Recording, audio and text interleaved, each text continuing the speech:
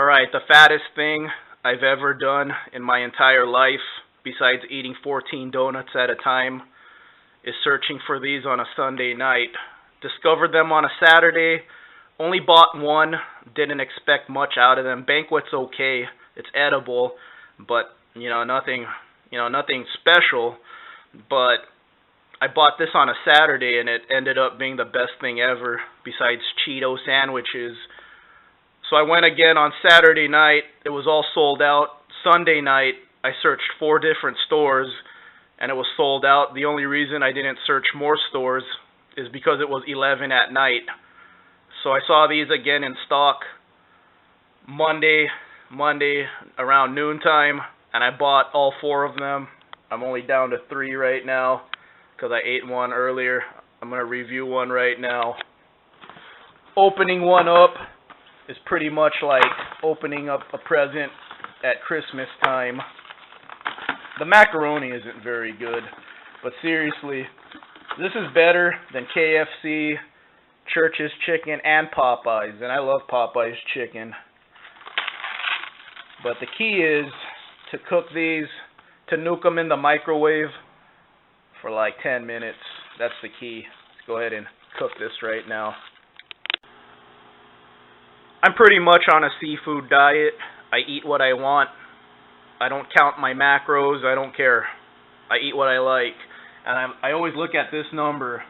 I try to do 50 grams of protein per meal, so this 39 is pretty high. But I want to thank my lovely girlfriend for telling me to check the sodium. Check out the sodium on this.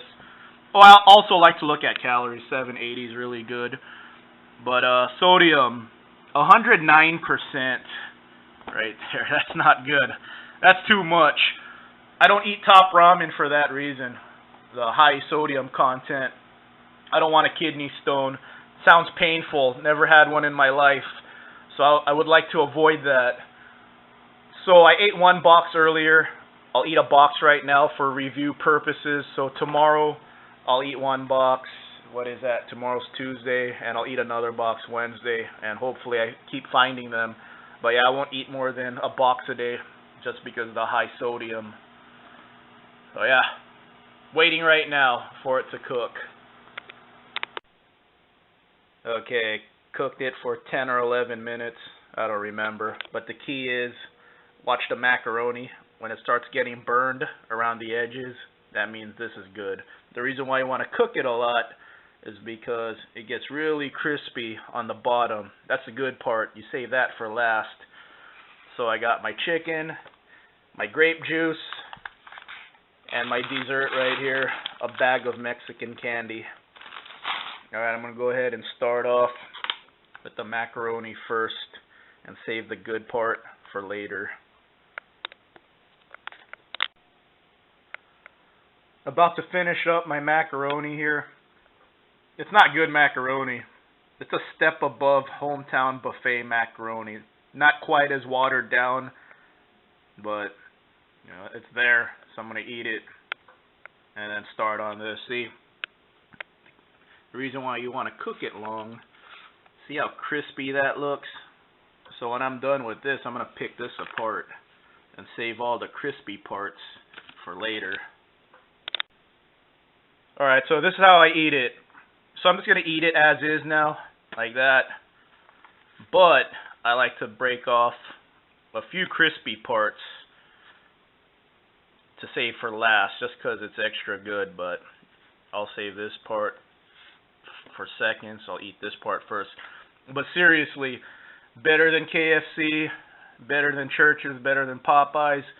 You may be thinking to yourself, this guy's crazy, but it's only a $3 investment. Try it, and if I'm wrong, hey, I'm wrong. But if I'm right, leave it in the comments and say, hey man, you were right. This is better than Popeyes and KFC and Church's. It really is.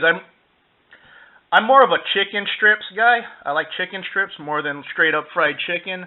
And like I said, I just tried this because I just wanted to try it, because I just buy Banquet randomly and I thought nothing of it. It was $3.